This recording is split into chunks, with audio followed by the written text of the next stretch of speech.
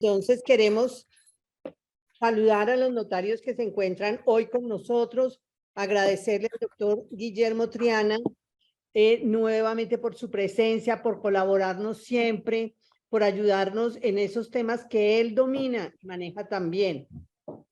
El doctor Guillermo Triana es un abogado de Ibagué, egresado de la promoción de 1977 de la Universidad Externado de Colombia, especializado en Derecho Laboral en 1978, con estudios de posgrado de Economía de la Universidad Javeriana. Profesor universitario por más de 5 años de Derecho Laboral en la Universidad Tadeo Lozano y de Notariado y Registro en la Universidad La Gran Colombia. Se ha desempeñado como jefe de la Oficina Jurídica de la Oficina de Registro de Instrumentos Públicos de Bogotá, asesor de la Secretaría General del INCORA y actualmente como registrador público de Soacha. Durante más de 30 años ha ejercido la profesión de abogado en las ramas civil, laboral y administrativo, entre otras ciudades en Bogotá, Cartagena y Medellín. Se ha desempeñado como asesor en varias empresas públicas y privadas y ONGs y ocupó cargo directivo en el grupo empresarial Rosales S.A. Entonces, doctor Guillermo, le cedo la palabra. No sé, doctor Alan, si tiene algo que decirles en este momento. Básicamente decir que estoy llegando ya a mi residencia para poderme conectar desde el computador y darle las gracias, por supuesto, a todos los notarios y colaboradores de notarías que se están conectando en este momento, que ya están conectados, y al doctor Triana. Es un placer tenerlo en este espacio. Gracias por acompañarnos, ya varias veces lo ha hecho, y hoy con este tema que nos han pedido tanto, especialmente desde las regiones. La vez pasada hablamos de baldíos urbanos. Hoy es el turno de los baldíos rurales. Y doctor Triana, usted es una autoridad, le agradezco mucho y por supuesto esperamos tenerlo nuevamente en otras conferencias de UNOVOC. Por favor, bien pueda inicie su conferencia. Mil gracias, doctor Alain. Mil gracias, doctora Adriana Cuellar, a todo el cuerpo directivo de los notarios de Bogotá y de los notarios de Colombia. Para mí es un honor poder acompañar y compartir este conversatorio que creo que puede llegar a tener conclusiones interesantes. Bien, esta conferencia la he preparado dirigida a los notarios y a los abogados o litigantes o que ejercen diferentes funciones. Quiere decir que partimos de un concepto, de una base de conocimientos mínimos para poder llegar a entender la importancia y el alcance de esta sentencia SU 288 de 2022, sentencia de unificación que fue ponente el doctor Antonio José Lizarazo. Esta sentencia tuvo salvamento de voto parcial del doctor Alejandro Linares y su contenido antes de la parte resolutiva incluye 664 considerandos. Ello quiere decir que es un documento supremamente extenso, un documento rico y valioso en la parte histórica de los baldíos. Se trae prácticamente un análisis de lo que fue la tierra, la propiedad rural, la propiedad en Colombia, que era básicamente rural, en la época de la colonia, ya posteriormente en los años 1821 en adelante, y que culmina con dos puntos dos mojones muy importantes. Uno, la ley 200 del 36, que ya lo vamos a ver, y la ley 160 de 1994, que eso es básicamente el eje conceptual de la presente sentencia.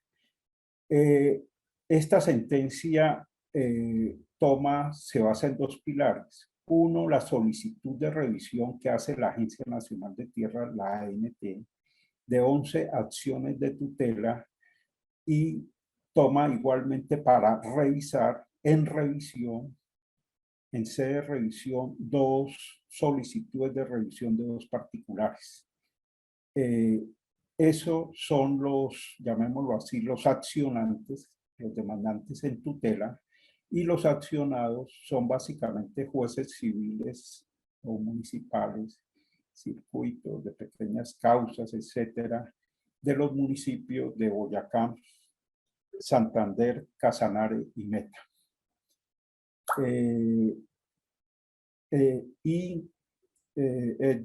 Llama la atención que es un documento de 412 páginas. O sea, es un tratado sobre el tema. Entonces, iniciemos partiendo del objetivo o de los objetivos trazados por el ponente en el desarrollo de este extensísimo documento.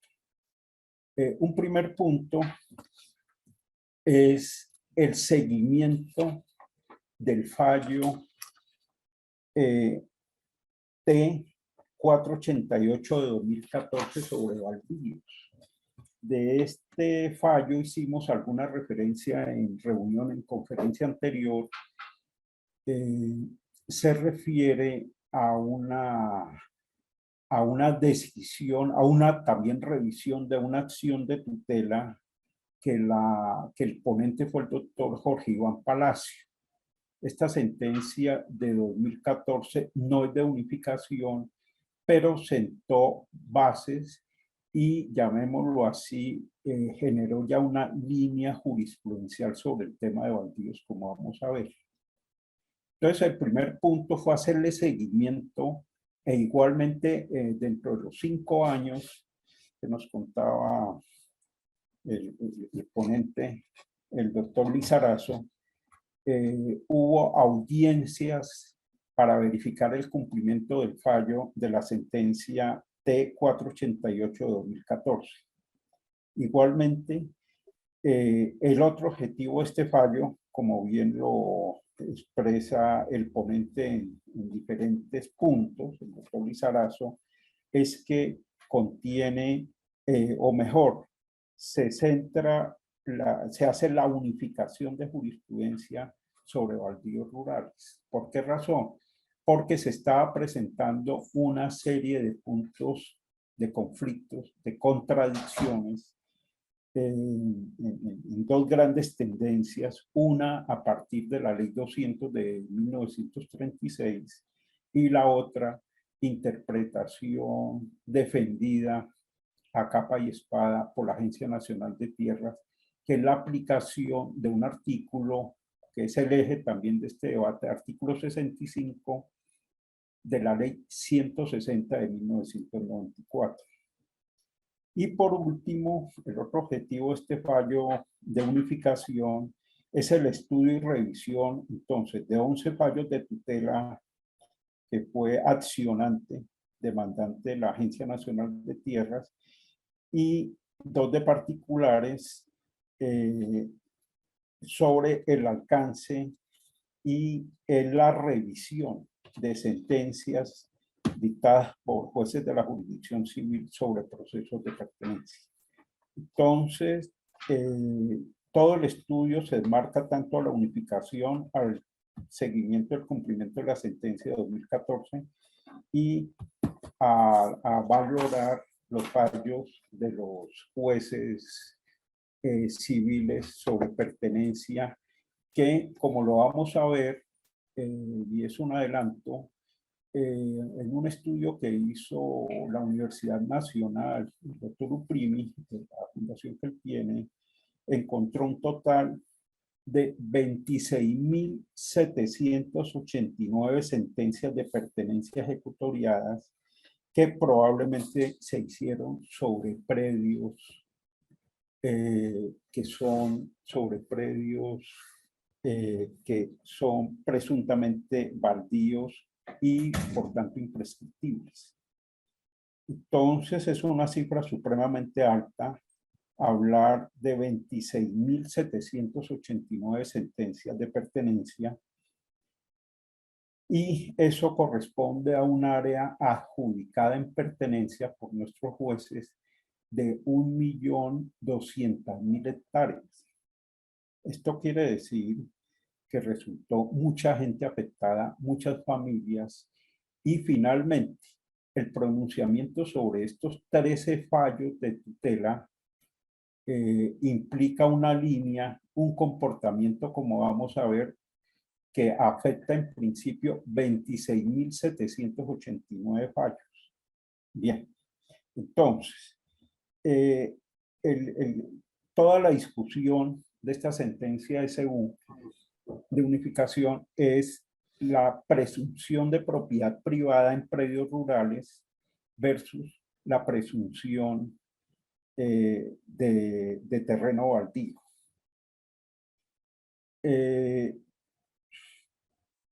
El punto, históricamente, como dijimos, lo trae la sentencia, parte de que a juicio de la Agencia Nacional de Tierras y fallos de la Corte Constitucional, como el presente fallo de unificación,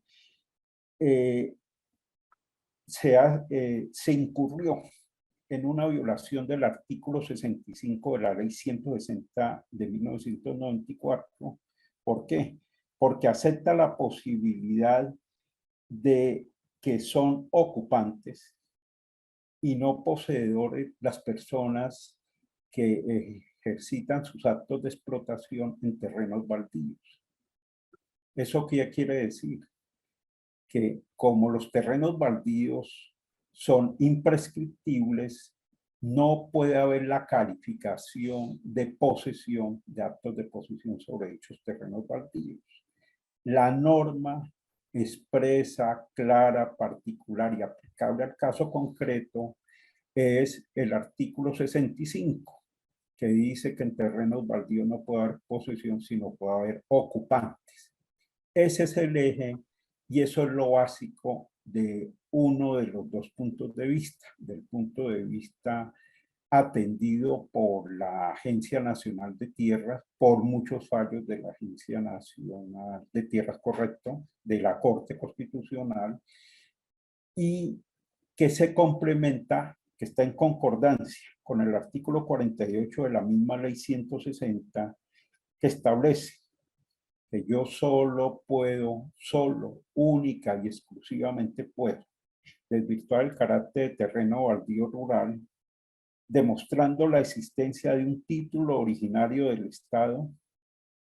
O sea, cuando tengo la resolución de adjudicación sobre esa finca, o segundo, con títulos inscritos con anterioridad al mes de mayo de 1974, esto es 20 años antes de la vigencia 160 de 1994. ¿Qué quiere decir ello?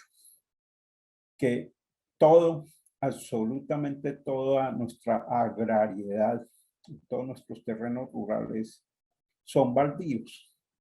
Se parte de un artículo que ya vamos a ver de la Constitución, que dice que todo lo que está dentro de los límites territoriales que carezcan de otro dueño son propiedad del Estado. Entonces, en aplicación, en desarrollo de esa norma constitucional, solamente puedo tener como propiedad privada aquel terreno que obtiene un título originario, un título emanado del Estado. En una época eran resoluciones de adjudicación que hizo INCORA, en otra época INCODER, hoy la Agencia Nacional de Tierra, o antes el Ministerio de Agricultura, y hace muchísimo tiempo creo que el Ministerio de Obras llegó a hacer ese tipo de adjudicación. Entonces, se parte de la presunción de que todo es baldío a menos que tenga título originario emanado del Estado o que en mi folio de matrícula, en el folio de matrícula de la finca, de la hacienda del predio, figuren inscripciones, figuren títulos inscritos o registros anteriores a 20 años, o sea, que tengan un tiempo superior de registro de inscripción, superiores al término de prescripción que establecía la ley del año 94, esto es 20 años antes de mayo de 1994, fecha en que se sancionó la ley 160, y por tanto tengo la carga de la prueba de demostrar ese registro de esos títulos de mi finca, de mi propiedad,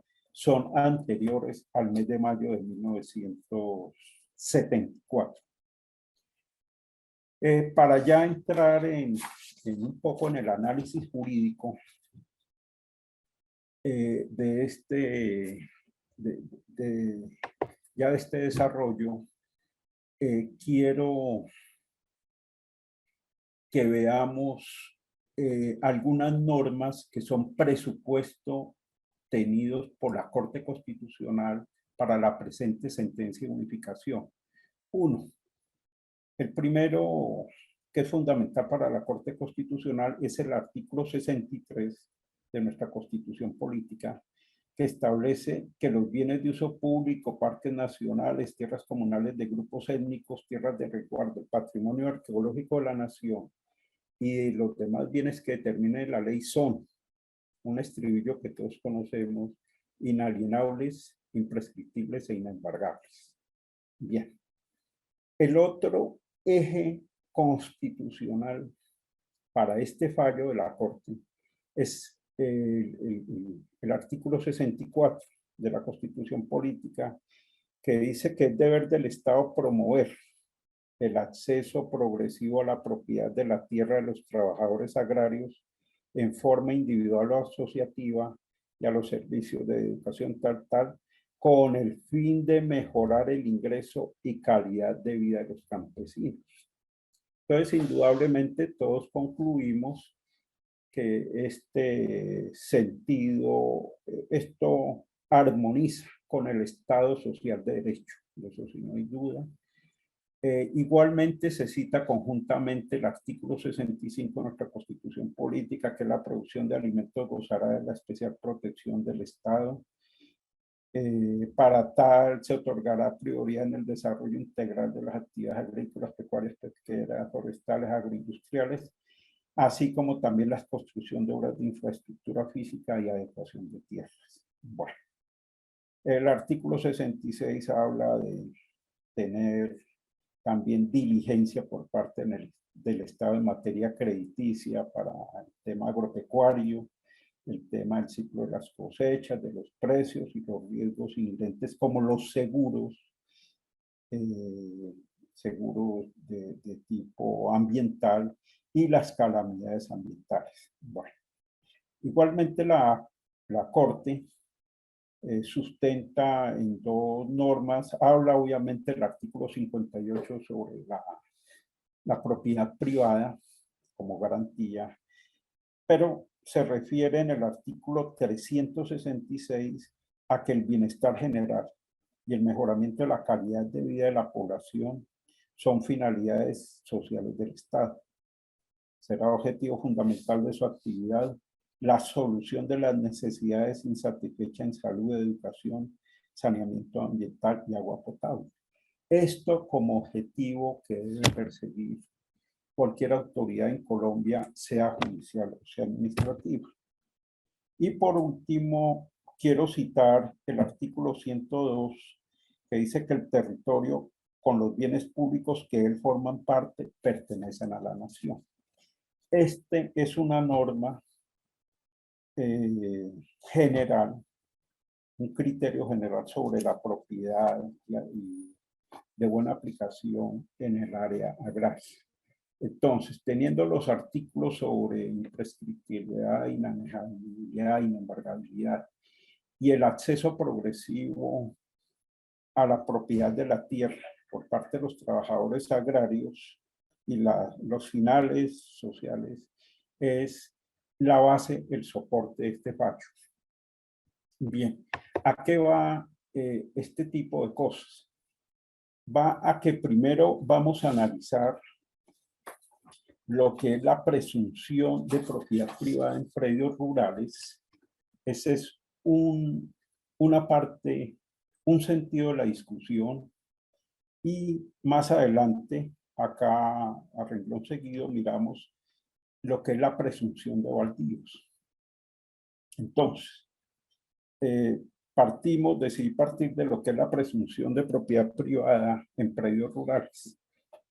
Entonces, el artículo primero de la ley 200 del 36, tuvo una modificación por la ley cuarta de 1993, establece, es resaltado, se presume que no son baldíos, sino de propiedad privada, los fondos poseídos por particulares, entendiéndose que dicha posición consiste en la explotación económica del suelo por medio de hechos positivos propios de dueño, como las plantaciones o cementeras, ocupación de ganados u otros de igual significación económica. Luego habla de lo que son los cerramientos, las construcciones, que son cosas complementarias a esa presunción de propiedad privada.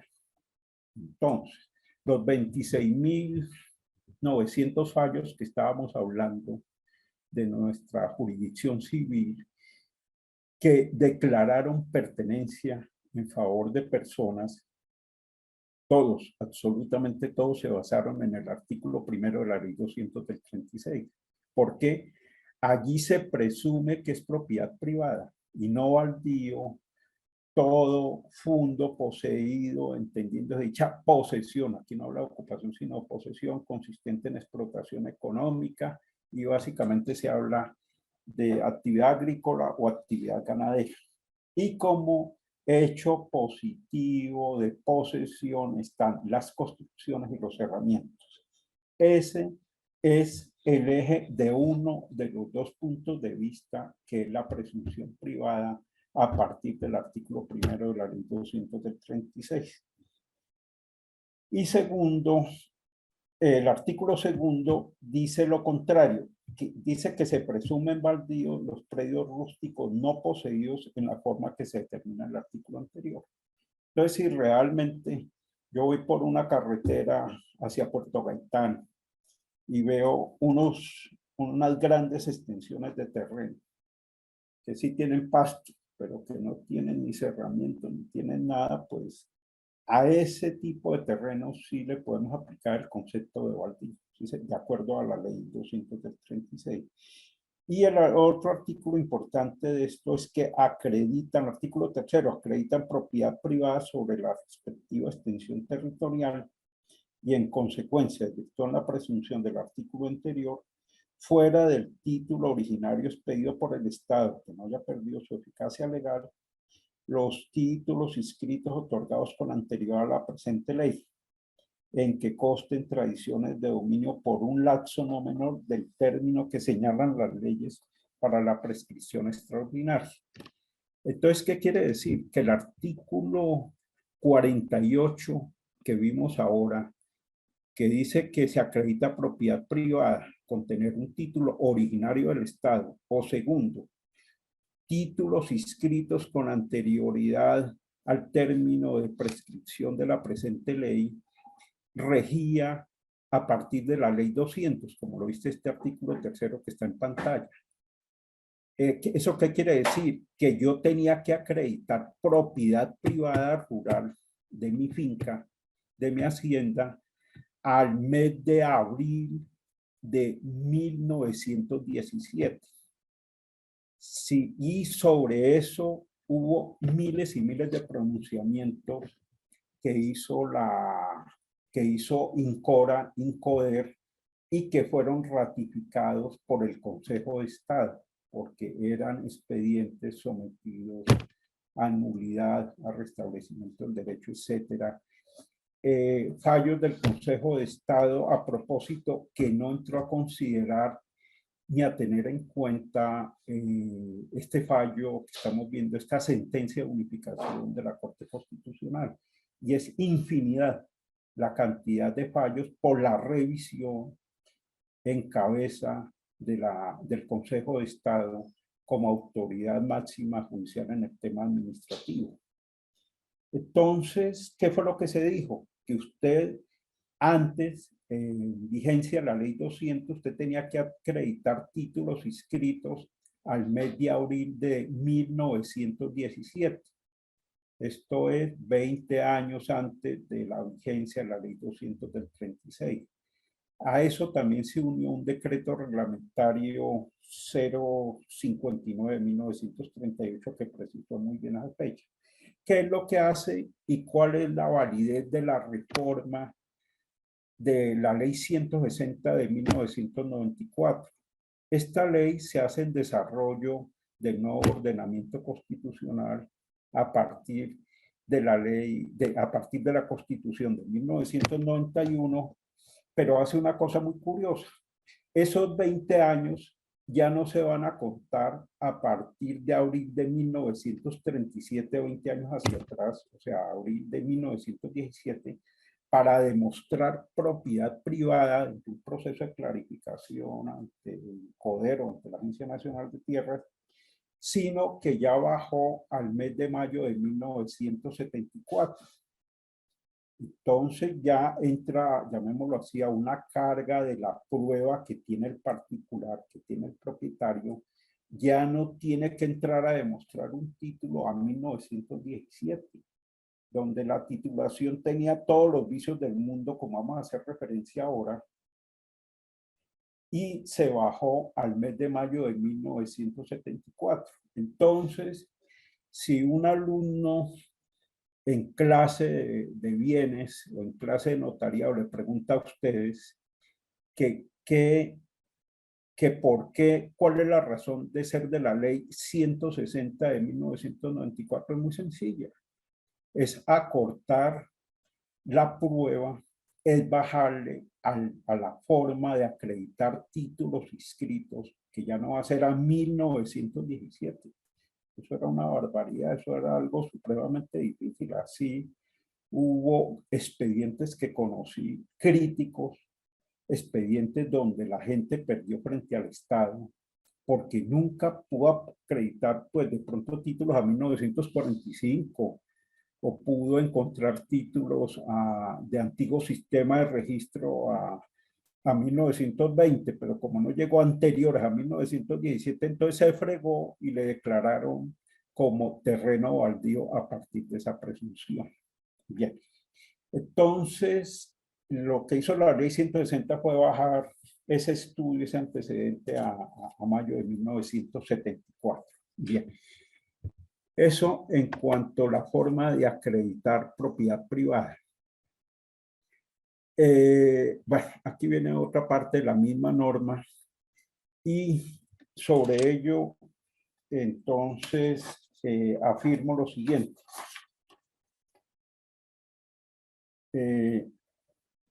La jurisdicción civil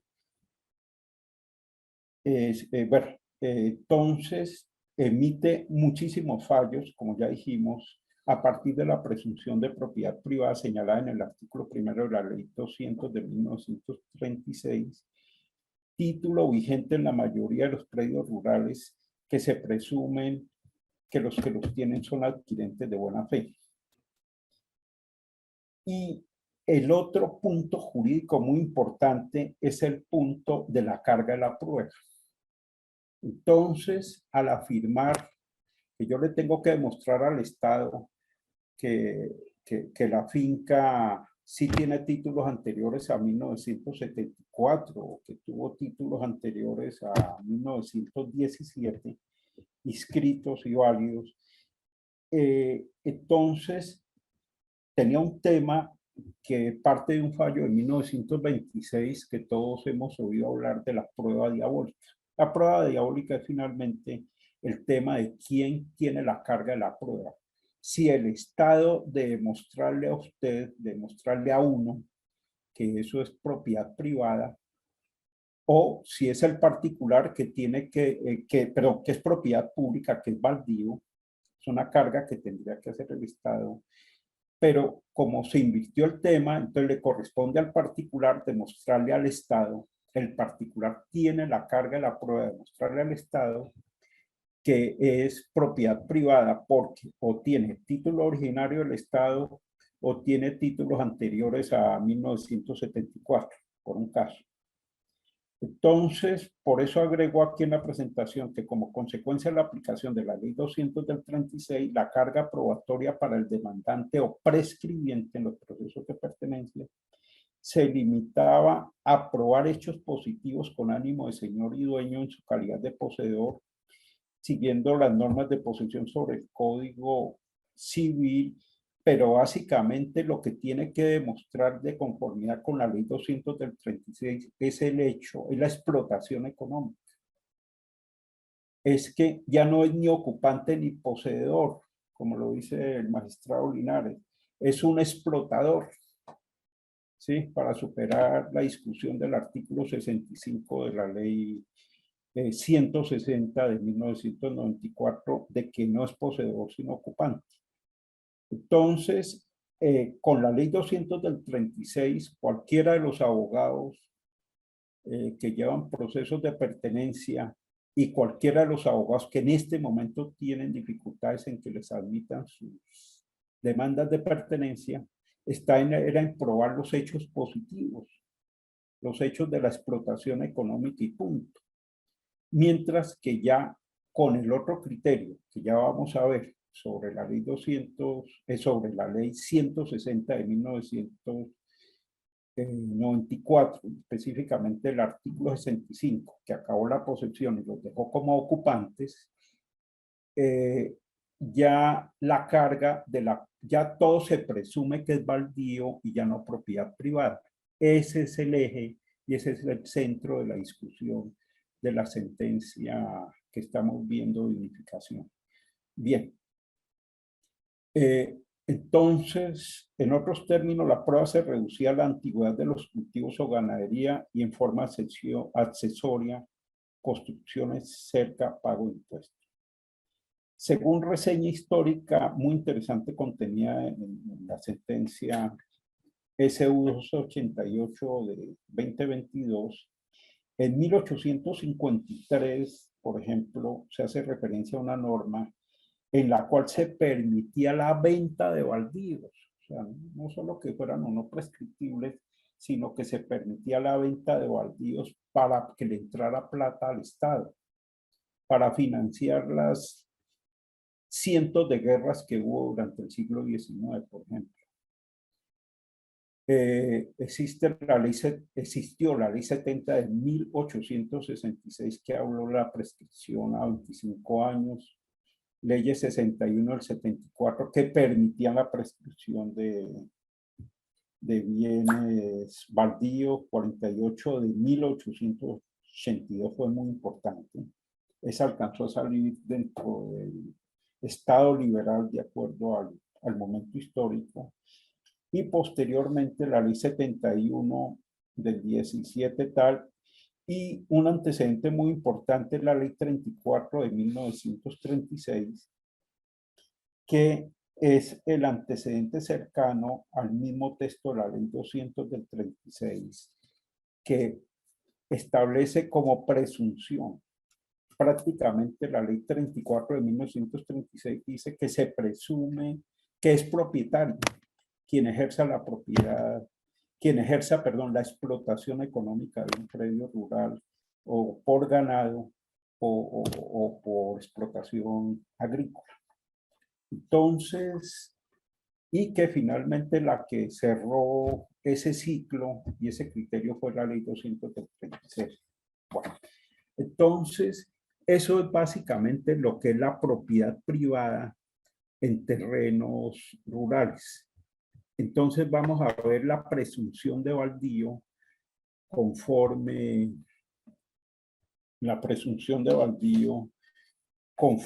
el desarrollo de la jurisprudencia de la Corte Constitucional a partir de la vigencia de la Ley 160 de 1994. Lo que dice, entonces sobre ese tema, lo que dice el magistrado Lizarazo es que la ley 160 de 1994 dio un giro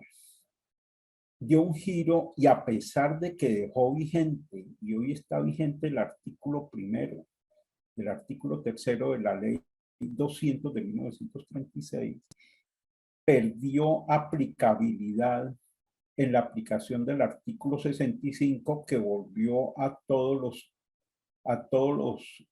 los explotadores de terrenos baldíos, los volvió ocupantes, más no poseedores. Y por tanto, no pueden tener la capacidad de prescribir. Entonces, tenemos que la otra tendencia jurisprudencial parte del artículo 48 de la ley 160 de 1994, que estableció como criterio, como regla general de la propiedad rural, la presunción de bien baldío. ¿Por qué? O usted le demuestra al Estado que tiene título originario, que tiene títulos anteriores al año 74, o sencillamente todo ese y cualquier otro es bien baldío.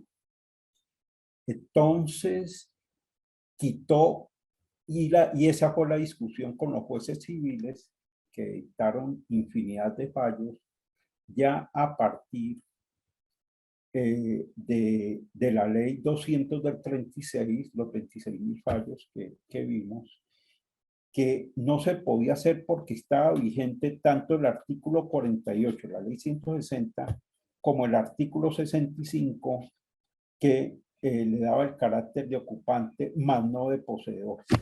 Esa es sencillamente la discusión. Entonces, veamos un poco el texto del artículo 48, tanto para el tema de la presunción de bien baldío, como para el tema de conocer un poco el criterio de un área, de una materia que maneja hoy la Agencia Nacional de Tierras, el INCOR y el INCORA, que era el tema de la clarificación de la propiedad. Entonces dice artículo 48 de conformidad y para los efectos de no sé qué, el INCORA, entonces adelantará un poco de procedimientos como extinción del derecho de dominio, como la titulación de baldíos, y uno que es el que nos interesa y el que tomó como base la Corte Constitucional, que es la clarificación.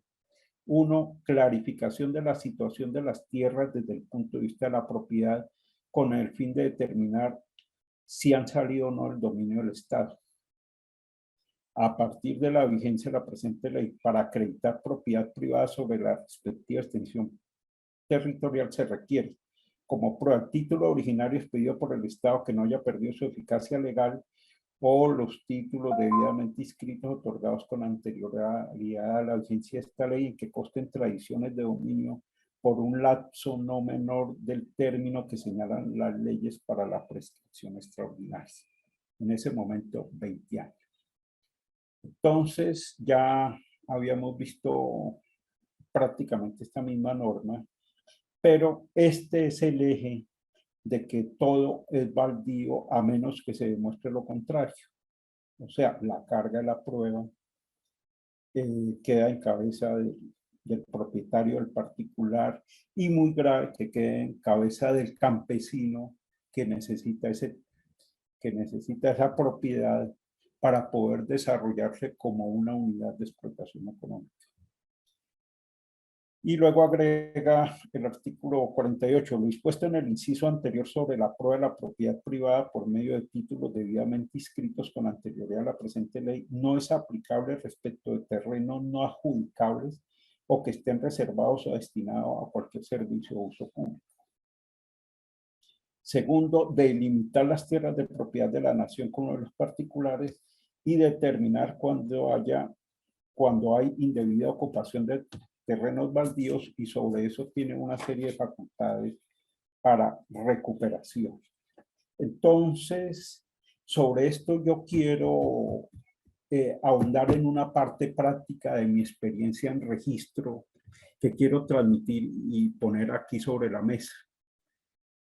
Cuando usted tiene títulos, sí, anteriores a 1974, pero resulta que al mirar el folio de matrícula, que es el documento que ustedes, señores notarios y los abogados, revisan a diario y con chuleada, con comentarios en lápiz rojo, siempre vemos que tiene, para que sea válido esos títulos inscritos a 1974, para desvirtuar el carácter, la presunción de valdío, no pueden tener falsas tradiciones, por ejemplo. Resulta que por razones históricas no hicieron la sucesión de don Zenón, que falleció en el año de 1940, porque pues sencillamente no había plata y decidieron seguir dividiéndose entre los nietos y bisnietos la tierra que dejó don Zenón, pero nunca hicieron la sucesión. Entonces se encuentra que hubo una serie de ventas de padres a hijos o a nietos o lo que sea, o particulares, de falsa tradición. Ese folio, a pesar de que tiene inscripciones anteriores a 1974, no tiene ningún valor frente a la clarificación de la propiedad. Ese terreno se presume y ese terreno es baldío y no es propiedad suyo ni de los nietos de don Zenón, sino es propiedad del Estado. Porque se dice que títulos de falsa tradición no pueden tener la validez de títulos de pleno derecho de dominio ni de propiedad. Eso es una cosa. Y otra cosa más grave en la aplicación que ha habido y que ya en eso están entrando nuestros jueces civiles, y hay que mirarlos después con los agrarios cuando los creen, es el punto en que si no hay claridad de los linderos, si no hay claridad en la cabida del predio, ¿sí? Porque antes era como los linderos que todos hemos visto en diferentes estudios, que iban del mojón 1 que parte del camino que conduce a Usagasugá hasta la piedra la piedra angular que está allá en el alto de la montaña, luego sigue por la división de aguas comunes hasta la Ceiba, que se encuentra ubicado en el costado norte de dicho predio, y luego baja nuevamente hasta la carretera al Mojón 3 y luego cierra. Ese tipo de linderos, ese tipo de cabida de predios tan gaseosos no son aceptables, no son oponibles al Estado. Eso pueden tener títulos anteriores a 1974, pero no son válidos porque se ha dicho y se está ya diciendo por la jurisprudencia que cuando se presentan esas situaciones de áreas indefinidas, de linderos ilocalizables y que no hay certeza en la propiedad, certeza que nos corresponde a los registradores certificar en el documento denominado certificado especial para proceso de pertenencia. Si nosotros decimos que no hay propietario definido sobre el predio, solicitud de certificado especial para pertenencia, entonces sencillamente le estamos diciendo al campesino o al interesado o al propietario que eso es un baldío. Entonces, muy grave es que aparte de que sean o no títulos inscritos anteriores al año 74, ya se le colgaron requisitos adicionales. Uno, que haya absoluta certeza y determinación en los linderos y en su cabida. Puede haber lindero, si no hay en cabida, igualmente es baldío. Segundo, tiene que haber absoluta certeza en la propiedad y en la cadena de títulos. Esa es la interpretación que está dando, por ejemplo, en casos que conozco para Soacha, el Tribunal de Cundinamarca. Sí, usted tiene un título inscrito a 1940, rural, pero como no hay definición de quién es el propietario, porque nunca hicieron la sucesión o porque los sobrinos decidieron hacer una serie de ventas de derechos y acciones o ventas sí, de derechos herenciales, entonces sencillamente ese predio es baldío. Y en esto creo que no hay suficiente conciencia por cuanto se trata de fallos, se trata de jurisprudencia relativamente reciente. Personalmente, hasta hace unos 2 años para acá estoy conociendo este tipo de fallos. Y ya en el caso del Tribunal de Cundinamarca, que me toca conocer decisiones sobre ese tema, ya se vuelven predios que son imprescriptibles porque entran dentro del concepto de presunción de bien baldío. Entonces, sí, se acortó el término para demostrar la propiedad privada al año de 1974, pero jurisprudencialmente se le pusieron 2 arandelas gravísimas. Una, la determinación del inmueble, y 2, la determinación de propietarios. La misma Corte Constitucional, en esta sentencia que estamos estudiando, SU 288 de 2022, hace referencia a lo mal llevado, a las dificultades que tiene la guarda y la localización de los registros de antiguos sistemas. O sea, de los registros que se llevaban en libros antes de 1972. Entonces, esas dificultades en esos registros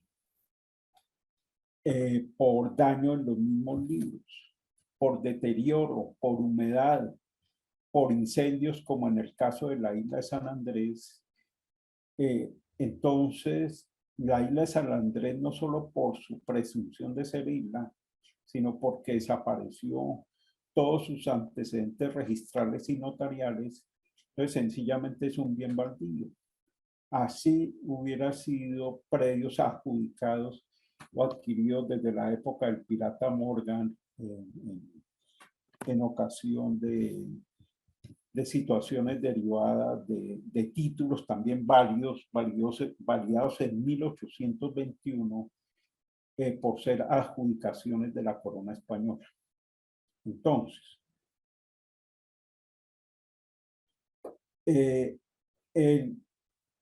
el criterio de aplicar el artículo 65, que ya vamos a ver, y el artículo 48 de la ley 160 de 1994, volvió todo, presumió absolutamente toda la extensión agraria, agrícola de Colombia como baldío rural, y excepcionalmente va a existir la propiedad privada sobre esos terrenos. Ello lo digo por la incertidumbre en que quedaron esos 26.900 fallos de pertenencia que se han dictado sobre eso. Bien. El siguiente análisis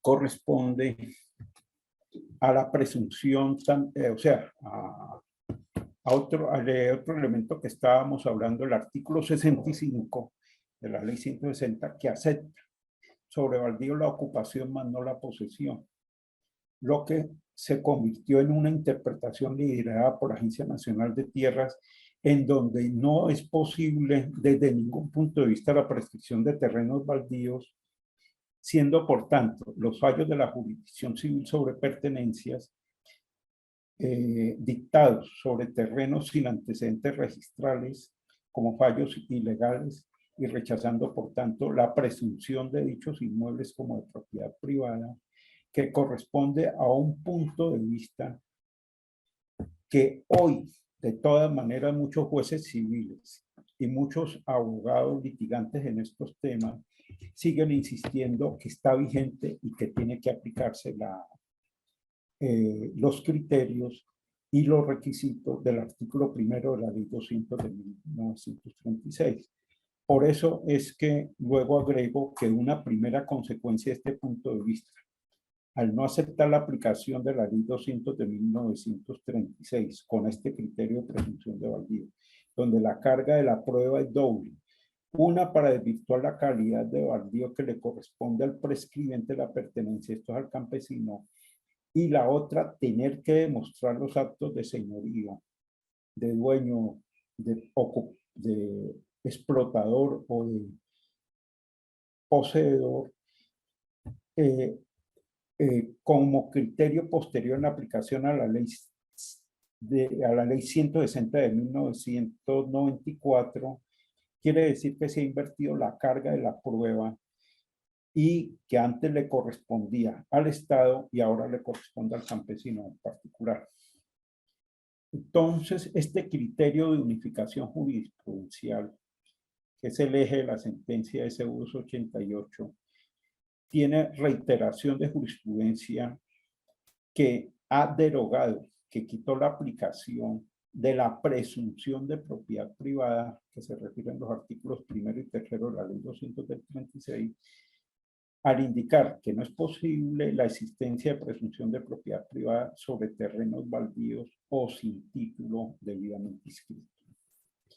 Entonces, es básicamente repitiendo lo que estábamos conversando, en el sentido de que si yo no tengo unos títulos absolutamente claros en cuanto a linderos, en cuanto a propiedad, en cuanto a que son anteriores a 1924, o sencillamente no existe ningún folio, terminamos expidiendo como registradores unos certificados que llamamos de carencia de antecedentes registrales. Certificados que creo que se van a volver cada vez más frecuentes, que cobijan parte de nuestra geografía, parte de nuestro territorio, hace que no sean terrenos prescriptibles y hacen que no llegue una parte, una función del Estado a esa familia, a ese trabajador agrícola, a ese señor que mañana va a madrugar a las 5 de la mañana, a solucionarle un problema que es garantizarle la propiedad del área del terreno que él necesita y que él está trabajando. Bien. Luego,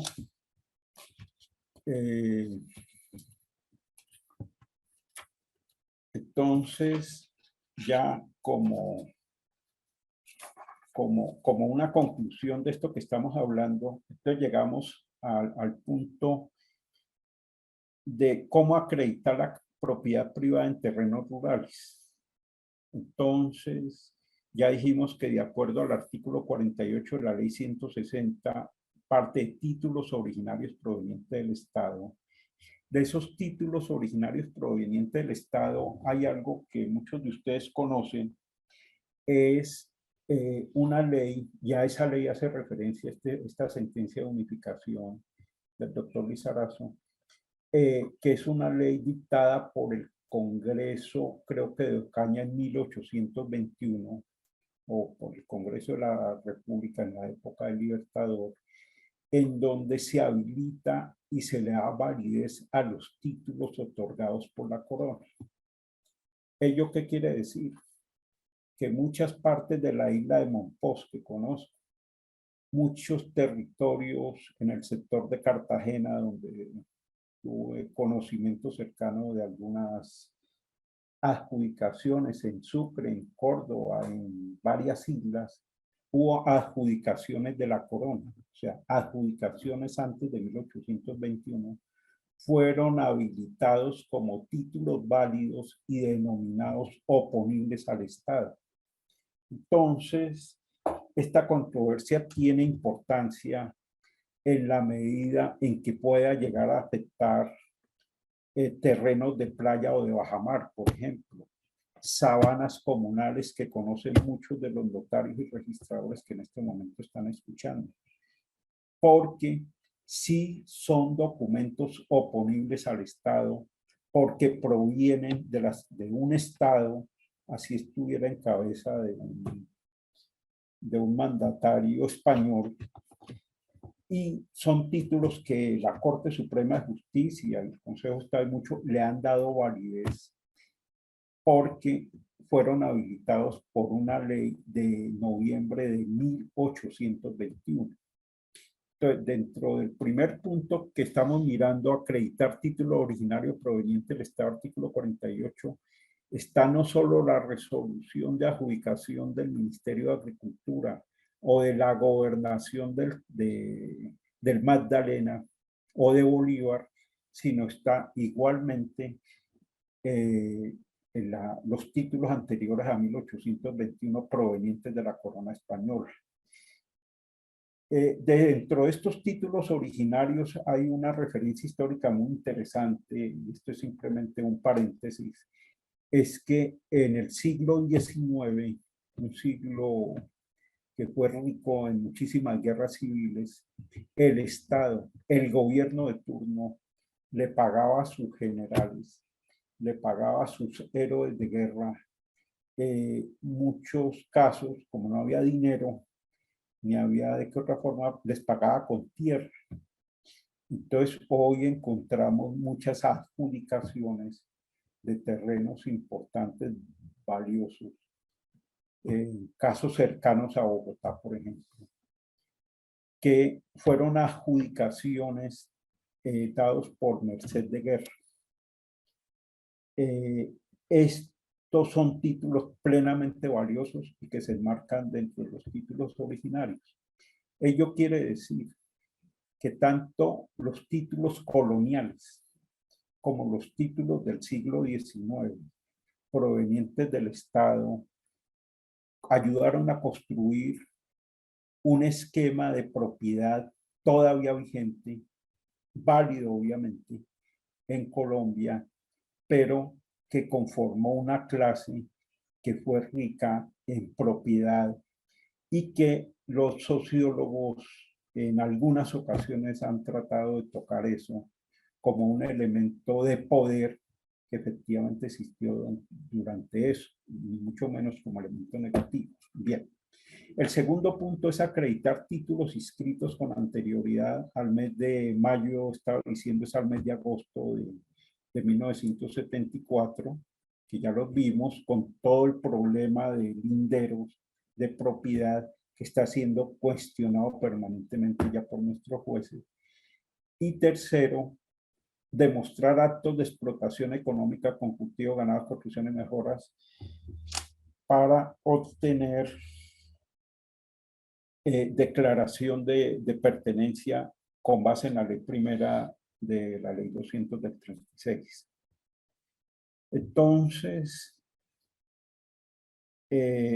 la sentencia finalmente se aleja de la presunción de propiedad privada de la ley 200 y a pesar de estar vigente, como lo señala y como lo recalcó el magistrado Linares en su salvamento de voto, él dice, por vía jurisprudencial, la Corte Constitucional no puede derogar la vigencia de la ley 236. Esa está vigente y esa es aplicable y tienen los jueces obligación de hacerla. Entonces,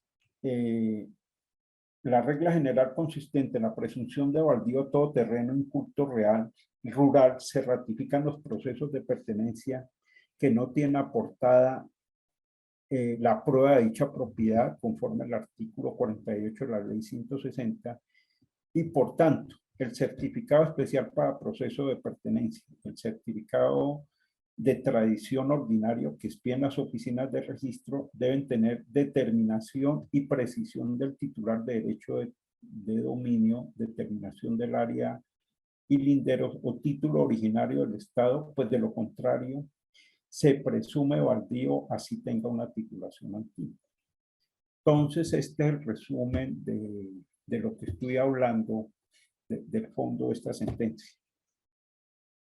La misma sentencia SU 288-2020 reconoce la dificultad en obtener dicha prueba por falta de la migración de la información registral del antiguo al nuevo sistema, por el deterioro de dicha información por el paso del tiempo, o por múltiples sucesos como el caso de la isla de San Andrés, o el cambio de inscripción de dicho lindero, todo como único resultado la imposibilidad de adelantar en términos prácticos procesos de pertenencia rurales y con mayor razón sobre predios urbanos hacia el futuro. O sea, se acabaron, en otros términos, los procesos de pertenencia en mi opinión.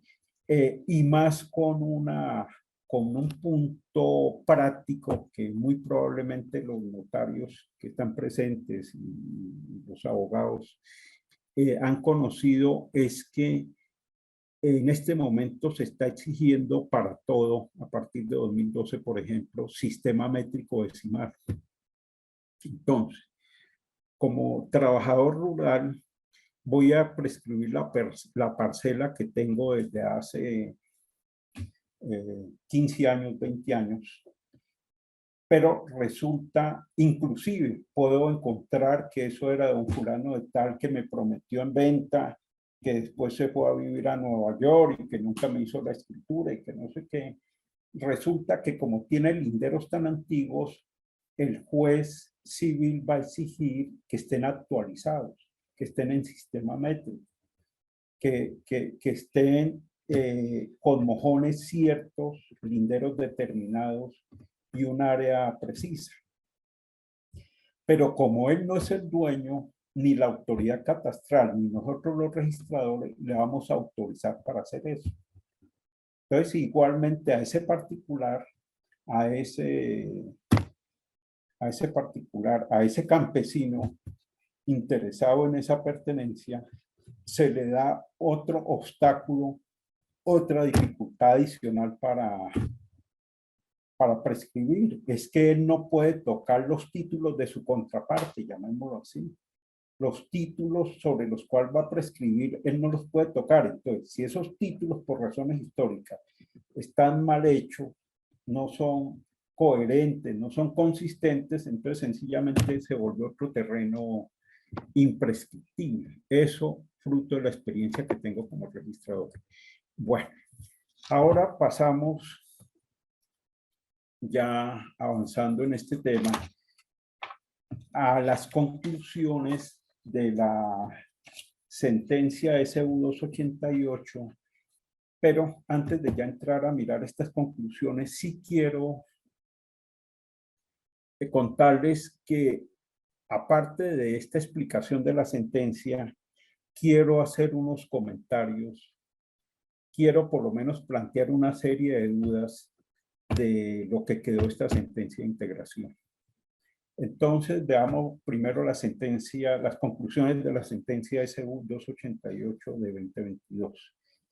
Entonces dice que a pesar de revocar los múltiples fallos de pertenencia por vía de tutela, reconoce que dichas pertenencias, dichas provincias, o sea, dichas sentencias, sí cumplen con la finalidad del Estado Social de Derecho, cuál es el acceso progresivo a la propiedad de la tierra en favor de trabajadores del campo y de pequeños propietarios de predios rurales.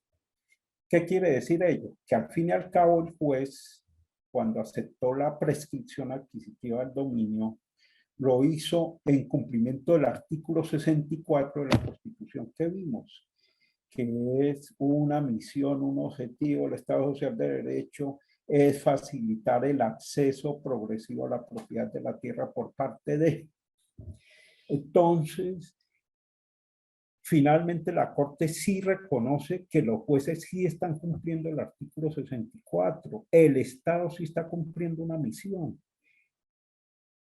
pero que lo está haciendo con un ítem, con una palabrita, es que se cambió de posesión a de ser usted poseedor de un baldío a ser ocupante de ese baldío y por tanto imprescriptible.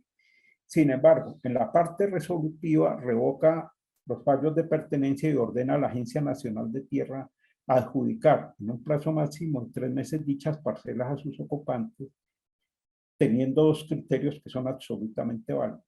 Sin que supere el área máxima adjudicable en cada terreno, le ordena al registrador cerrar los folios abiertos con base en la inscripción de las sentencias de pertenencia e igualmente dirigir esas sentencias a aquellas personas que reúnan las condiciones subjetivas, o sea, que son campesinos, que son trabajadores del campo, que son trabajadores sin tierra y que son trabajadores que lo necesitan.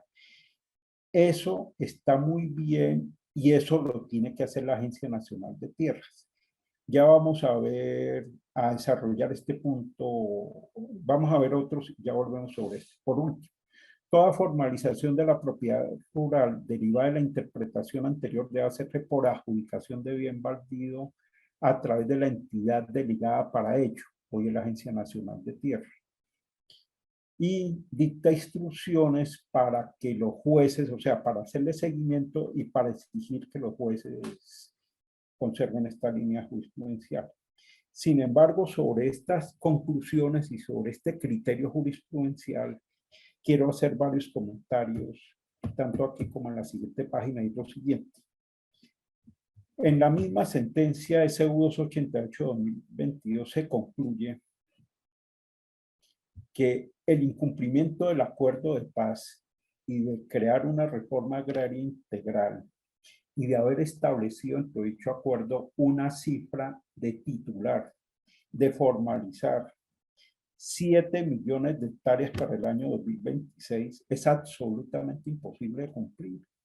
¿Por qué?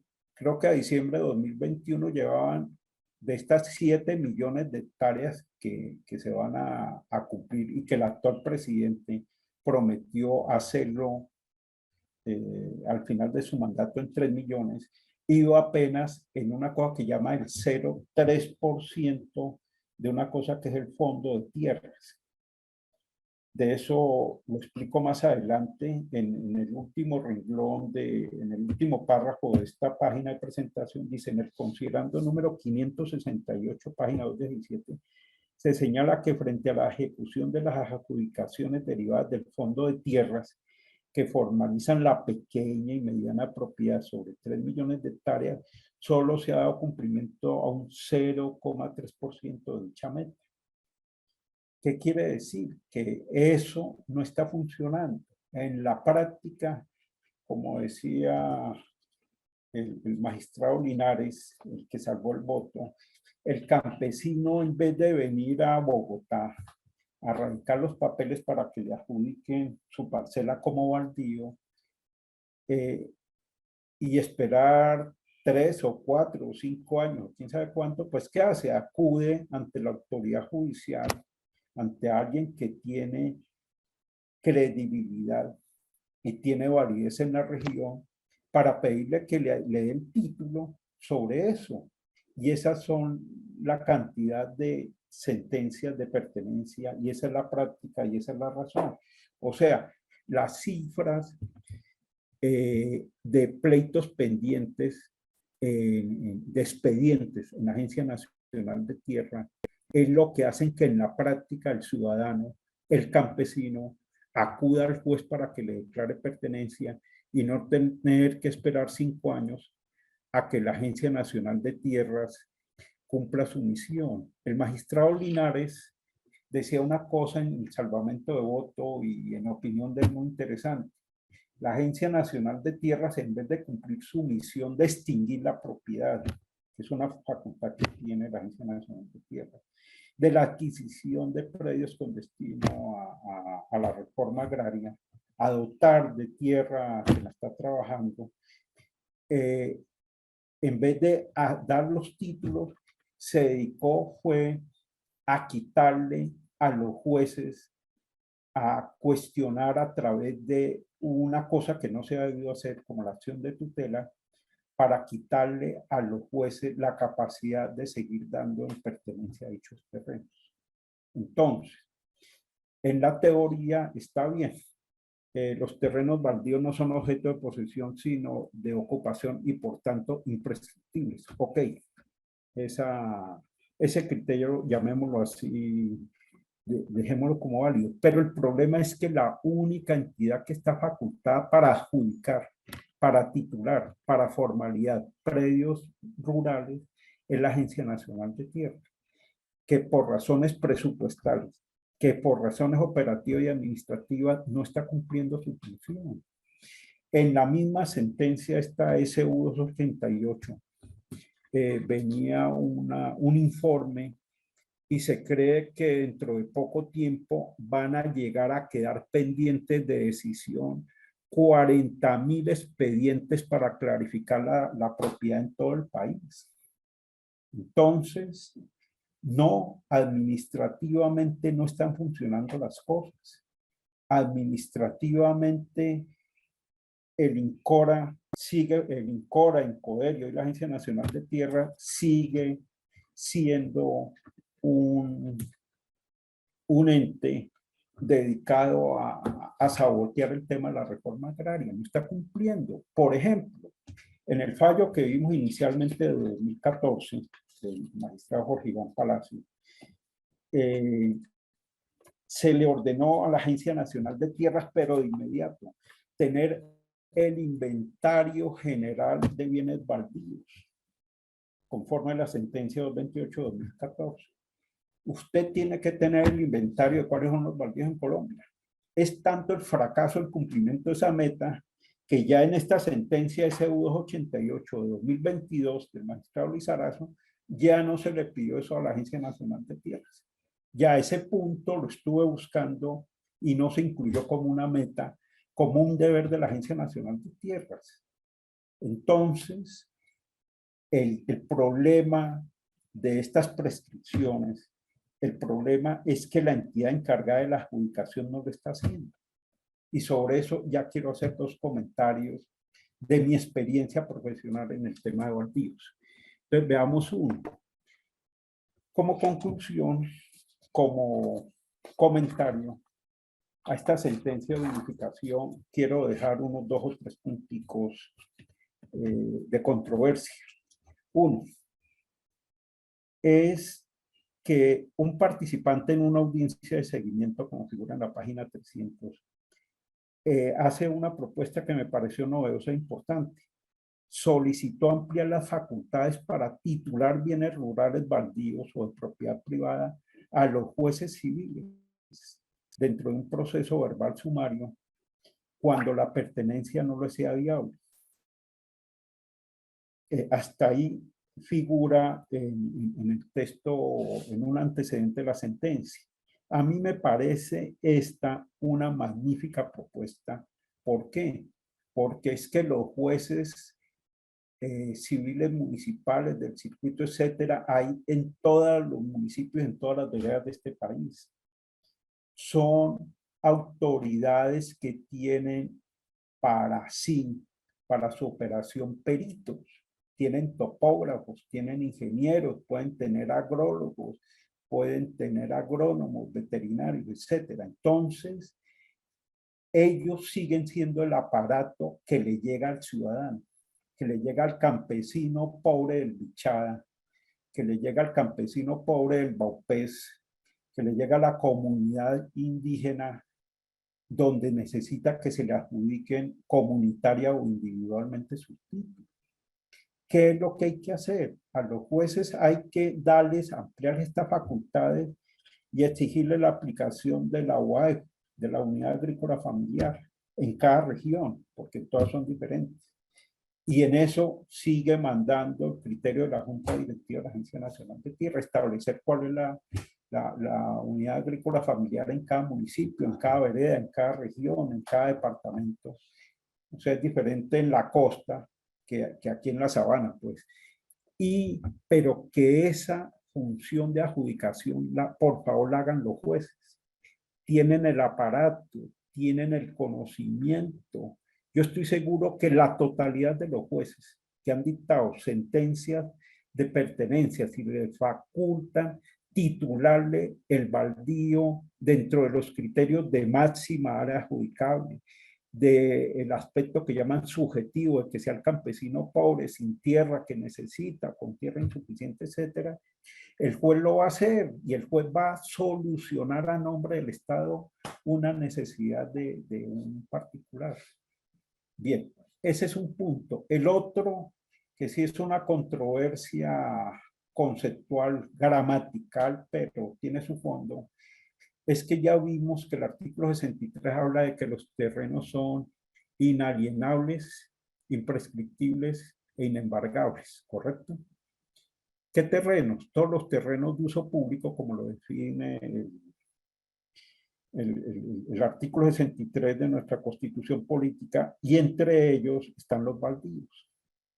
Entonces está bien, por ser ocupantes, conforme al artículo 65 de un baldío, y por ser baldío, conforme al artículo 63 y a otras normas, es un terreno imprescriptible. Entonces miremos con qué criterio la Agencia Nacional de Tierras, por ejemplo, enajena, entrega, traspasa la propiedad de estos baldíos a cualquier particular. Si el artículo 63 está diciendo que son inalienables. Entonces a mí me parece, y yo solo planteo, no quiero llevar esa polémica por de pronto un poco de información y no quiero llevarla a este campo, quiero hablar de otro punto muy importante, importantísimo, es que sí hay que entrar a mirar hasta dónde, si son terrenos inalienables, por qué si se están adjudicando por parte de la Agencia Nacional de Tierras. ¿Sí? Si es que está la prohibición expresa en el artículo 63. Entonces, unos dicen que es que son inalienables porque no tienen una contraprestación. Pero es que esa doble interpretación semántica del tema inalienable no es claro dentro de la función que está haciendo la Agencia Nacional de Tierra, y simplemente quiero plantearlo dentro de ese requisito del artículo 63 de nuestra Constitución. Por último, quiero plantear otra cosa que no tocó la sentencia, pero que es absolutamente vital, y lo digo de mi experiencia como registrador de SOACH. Miremos el tema post-adjudicación. Toda la legislación, toda la sentencia TSU 288 del 22, todo lo que se ha hecho desde la Corte, hablan del tema anterior a la adjudicación del baldío. Pero pensemos por un momento, miremos, y con esto quiero cerrar, pero sí abrir un debate, es el tema post-adjudicación del baldío.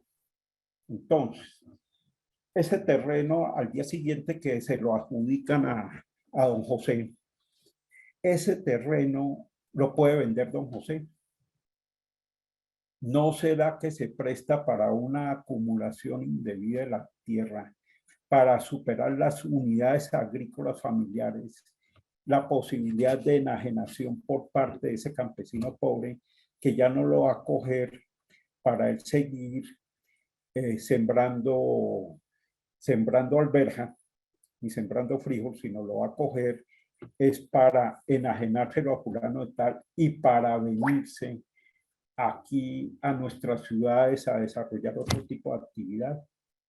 ¿Dónde están los límites y los reglamentos de algo muy grave que se sigue analizando por parte de todas las agencias, de todas las ONGs? Es la concentración de la tierra.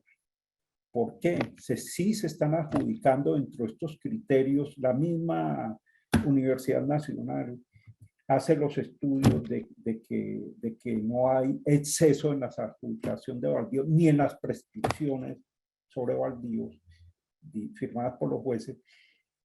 Son absolutamente mínimas. ¿Por qué? Porque es que el proceso de concentración de la tierra, de despojo al campesino, es posterior a esas adjudicaciones. Claro, viene toda una serie de mecanismos de restitución, pero resulta que es que el campesino no lo está haciendo porque lo estén sacando violentamente, sino que al campesino le están pagando por esa parcela, por ese baldío.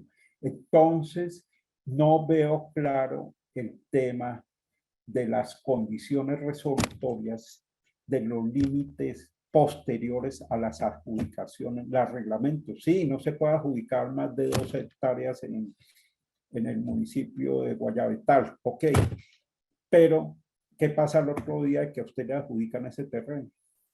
Usted lo puede vender al mismo señor que ya tiene 200 o 300 hectáreas ahí, y sobre eso no se está ejerciendo ningún control, ni es clara la normatividad.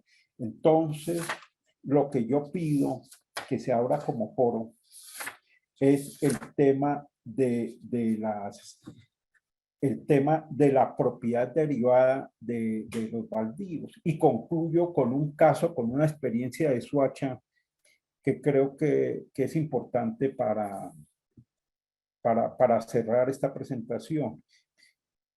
Son terrenos adjudicados baldíos desde hace rato, llamémoslo así, desde 1990 o 1985, hace 20, 30 años, que los fueron comprando varias personas, terminaron comprándolo empresas constructoras.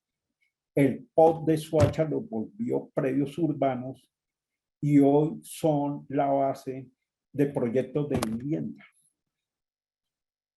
Los constructores con quien tenemos una amplia, una interesante discusión sobre este tema, hicieron consultas a la Oficina Jurídica de la Agencia Nacional de Tierras, al Ministerio de Vivienda, muchos lados, y finalmente nadie sabe si esos que antes eran baldíos rurales, que estaban dedicados al cultivo y al ganado, hoy pueden ser terrenos destinados a importantes edificios de vivienda de interés social o estrato 4 o 5, lo que sea. Entonces, el manejo post de los baldíos no lo tocó la sentencia, ni es parte del debate jurídico, académico que hay sobre el tema de baldíos y que quiero poner sobre esta mesa. Mil gracias, doctora Adriana, y mil gracias por la paciencia, por lo ladrilludo por ratos de esta conferencia, pero espero poder haber aclarado y haber aportado algunos conceptos. Gracias. Doctor Guillermo, le agradezco cantidades. Es un tema muy importante. Como lo dijo usted cuando iniciamos esta charla, esta sentencia es pues determinante en este tema de baldíos. Doctora Ana, no sé si leemos las preguntas que hay o... Claro que sí, doctora, dándole las gracias al doctor Guillermo por esta magnífica conferencia.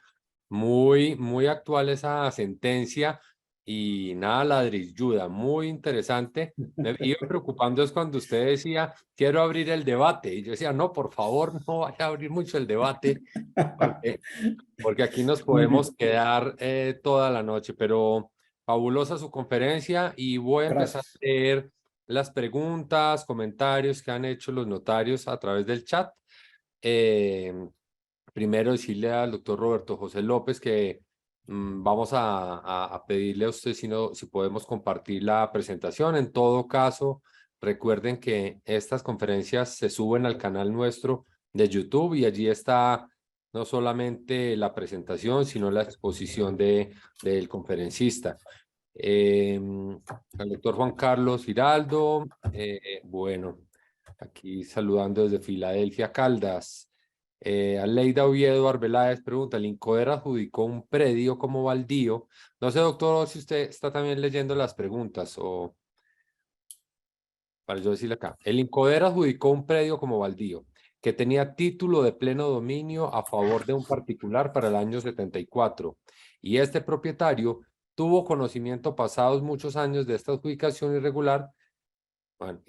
Y este propietario tuvo conocimiento pasados muchos años de esta adjudicación irregular. ¿Cómo puede defenderse este propietario? Bien, la pregunta, el cuestionamiento lo conocí en un paso que tuve por el área de baldío del INCORA hace muchísimo tiempo. Eso fue por los años 80 del siglo pasado, que conocí que efectivamente se adjudicaban baldíos porque eran comisiones que manejaban agrónomos, que manejaban topógrafos, y se iban y donde le señalaba un campesino que quería esta parcela, hacían el levantamiento, llenaban el formulario y finalmente terminaban adjudicando, y toda la adjudicación de baldíos se ha hecho sin clarificación previa a la propiedad, o sea, sin establecer realmente si hay presunción de propiedad privada, conforme toda la explicación que dimos, sino sencillamente usted llenaba el formulario. Usted llegaba con una ruana ya bien gris, Entonces, pues le creían que usted era campesino pobre y que esa parcela efectivamente era suya y resulta que podía corresponder en mayor extensión y así conocí varios casos que se presentaron en Icora en los años 80. De eso le quedaba al particular las acciones de nulidad y restablecimiento del derecho de la resolución. ¿Contados a partir de cuándo? A partir del registro por ser documentos objeto de registro. El problema es que el señor se enteró cuando regresó de Francia, se enteró que había pasado eso 8 años después del registro. En esos casos, en la práctica, lo que yo conocí es que el propietario, el que tenía la propiedad privada, la perdió, llamémoslo así, por un criterio que es el que terminó aplicándose ahí, que fue el abandono de dicho terreno. Ni siquiera cabe un proceso reivindicatorio, por cuanto el título emana, el título se origina en el Estado. Conocí muchos casos de gente que perdieron su tierra de esa manera. Increíble. Doctor Carlos Julio Cárdenas, hace una pregunta que cuando usted iba como por la diapositiva 9ª o 10ª, también lo pensé, y es, teniendo en cuenta esos ires y venires normativos y de acuerdo con lo planteado en la conferencia, ¿podría afirmarse que el Estado podría convertirse en la práctica en el mayor despojador de tierras de campesinos en Colombia? Y Mira, agregaría yo, posteriormente, doctor, pues despoja, pero con la tarea de asignar posteriormente. Entonces, se devuelve para volver a empezar, pero no tiene las herramientas para hacerlo. Mira, eso es tan importante que siempre se ha dicho que el mayor terrateniente que hay en Colombia no es don Víctor Carranza. Eso hay una equivocación en esa afirmación. El mayor terrateniente que hay en Colombia es el Estado. Y es un Estado que tiene 500.000 policías o soldados o oficiales de la Armada, lo que sea, para cuidar y para respaldarlo. Entonces, si a ese Estado le damos estos instrumentos como los que hemos visto hoy, de la presunción de baldío en todos los casos, entonces de aquí ya no estamos lejos a un modelo venezolano, pues para no entrar en esa discusión. Pero esto está llevando a un desconocimiento del esfuerzo que está haciendo la familia, del esfuerzo que está haciendo la gente dentro de su unidad agrícola familiar.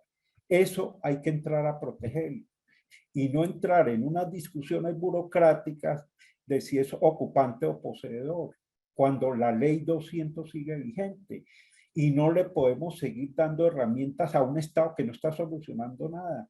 Tener 40.000 procesos pendientes de decisión en corto tiempo, creo que en el 2026 o no sé qué, por parte de la Agencia Nacional de Tierra, no es una función social de la propiedad, ni en la labor que debe hacer el mayor terrateniente que hay en Colombia. Entonces, en eso es muy importante este tipo de intercambio de comentarios, de opiniones, de análisis jurídico, porque aquí tienen que salir propuestas para el futuro, para lo que tenemos que construir entre todos, estimado doctor Alan. Sí, señor, sí, señor. Y el siguiente comentario habla un poco de eso, deja muchas dudas. La misma sentencia en la regla número 10 dejan claro que en la recuperación de baldíos se deberá respetar la prescripción adquisitiva de dominio, como lo hizo con las tutelas de estudio de la sentencia. De pronto hay un, no lo vi claro en la sentencia y no sé si lo expresé bien, si lo que tuvo la Corte Constitucional fueron las tutelas o si fueron las sentencias originales.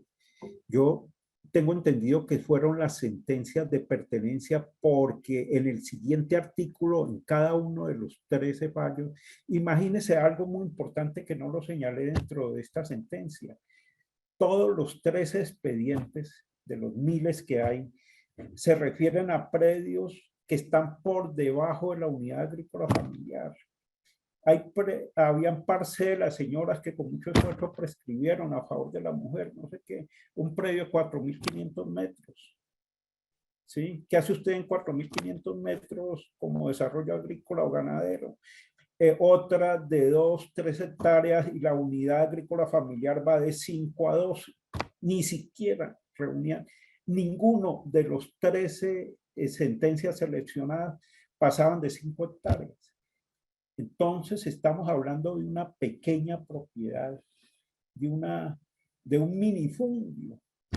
Es una discusión sobre un minifundio y armamos casos donde creo que hasta se llegaron a ejercer detenciones penales contra jueces que declararon estas pertenencias por esta discusión entre ocupación y posesión. El campesino, qué conocimiento, qué importancia para él es eso. Nada, cero.